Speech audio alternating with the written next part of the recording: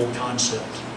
We pulse a burst of ions at the ion source into a drift tube. Ideally, this drift tube has no fields of any type, no magnetic fields, no RF fields, no electric fields, and it has perfect vacuum because we don't want the molecules to collide with air molecules, because every time they do, it slows them down and they'll arrive at the detector later than we expected according just to their mass. We measure mass simply on this old equation that we remember: kinetic energy equals momentum 1/2 mv squared.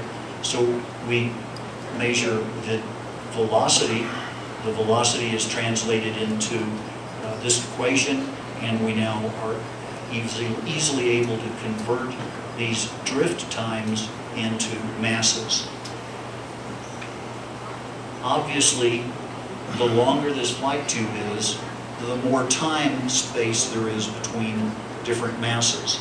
So one of the things that we tried to do in the old days, the 1990s, we made longer and longer flight tubes. But the longer the flight tube is, the harder it is and the more expensive it is to maintain a very high vacuum. And so we started doing things with reflectrons. Reflectrons are a series of lenses that takes the kinetic energy that the ion has. These ions, according to the vendor that we're talking about, are given a pulse of kinetic energy from 20 to 30 kilovolts at the ion source. So we have 20 to 30,000 volts of energy that we're trying to turn around and make a U-turn. And we want to do that so that we don't interfere with mass separations. So adjacent masses have to take the same amount of time to make this curve, because if different masses make that curve at different times, by the time we get here, we don't have a mass spectrum any longer. It's all scrambled. So there's a big technology in designing these reflectrons, but these reflectrons enable us to double or triple or more the flight path in a very small instrument, where we can manage the vacuum much more easily and we have fewer collisions. So as these things have become better and better over the last couple of decades, time-of-flight instruments are capable of higher and higher mass resolutions.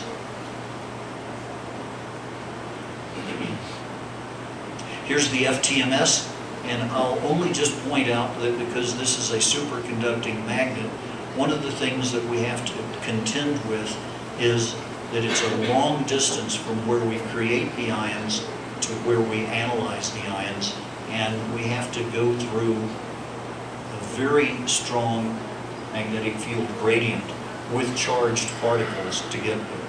So there's a lot of technology here, and there's a reason why these instruments are over $1 million. In the ICR, we have a cell, so these ions are injected into this cell in a strong magnetic field, and then we pulse an RF field through that cell, excite the ions, and they start oscillating with a secular oscillation frequency dependent on what the mass is. So this cell is a cylindrical cell. It's not easy to see in this slide, but it's actually 4 different pieces. So as the ions pass, they impose the current in this cell, in this electrode, and what we see then is a mixed RF field, a mixed frequency gradient, which we intend to apply the Fourier transform to, and the data system converts frequencies to masses, and we see a mass spectrum. So it's a secular frequency measurement, and if there are no charged particles here, there's no signal. So it's a very quiet analyzer compared to particle analyzers, because particle analyzers will always give you some background noise for stray light, stray photons, stray neutral particles. Here, light, photons, neutrals, doesn't matter, no response. Only a charged particle gives a response. Here's an Orbitrap, and the diagram for the first Orbitraps were hybrid Orbitraps. We had a linear ion trap in front of the Orbitrap so that we could do MS-MS experiments and measure those MS-MS experiments or MS⁻³ experiments either in low resolution here or in high resolution here. And so we were able to do a lot of MS-MS experiments, and this was primarily designed in the beginning for proteomics. And today, probably 90% of the proteomics laboratories that you see publishing in the top 50 proteomics journals are publishing on Orbitraps, not any other kind of instrument. So it is the industry standard for proteomics research, and certainly for glycomics and glycans as well.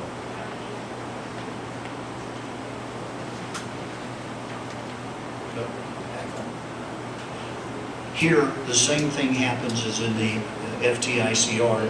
The ions go into the Orbitrap, they start oscillating. They oscillate around the center electrode. Within that circular oscillation, they're oscillating like this as well. Neither of those oscillations is a mass-dependent oscillation. The axial oscillation, this direction, is a mass-dependent oscillation. Fortunately for us, that's also the easiest oscillation to measure. So we measure that oscillation, again, as in the FTICR, we have a multi-frequency signal.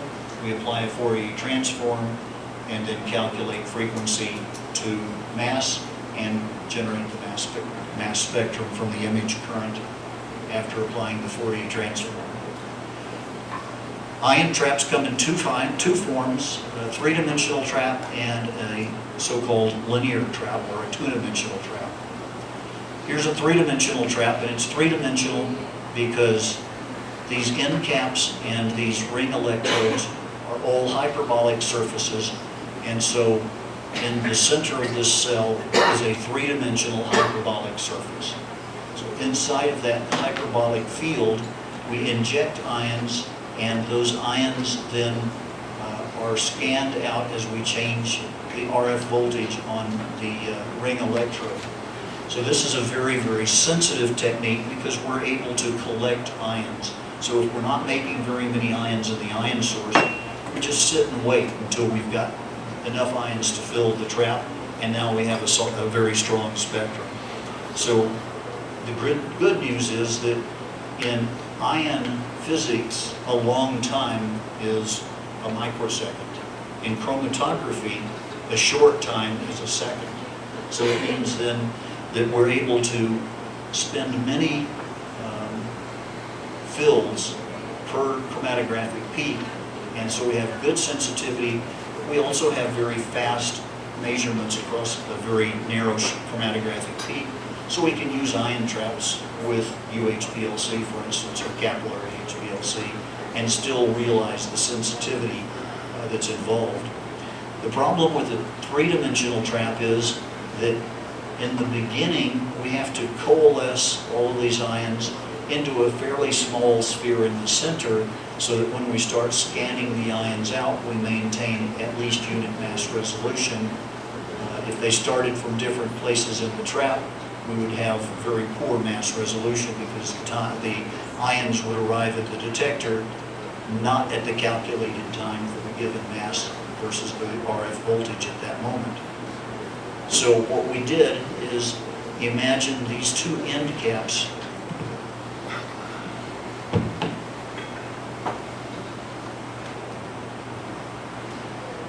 These two end caps, I can't do this. You stretch like this. Now when you stretch those two end caps, it's not a three-dimensional hyperbolic space any longer. It's a two-dimensional hyperbolic space. Could you hear me back there okay? Okay. So now here's a picture of a 3D trap. Here's a picture of a 2D trap. And now you can imagine, instead of coalescing the ions into a sphere, we coalesce them into a cylinder. The volume of that cylinder is about 40 times, 40 times the volume. So it means that we can put 40 times more ions in here than we can in here. So we start with more ions. It means we have better sensitivity. It means we have less noise, so the spectral quality is better. And because it's now faster to fill, we can also do more experiments. It's faster, higher speed. This is what the ions actually look like inside of the ion trap. They kind of do this Lissajous figure 8 oscillation. And again, that frequency of oscillation is unique to the mass to charge ratio. So that's the function that we use to measure it. I'm sure you probably all have seen this diagram before in your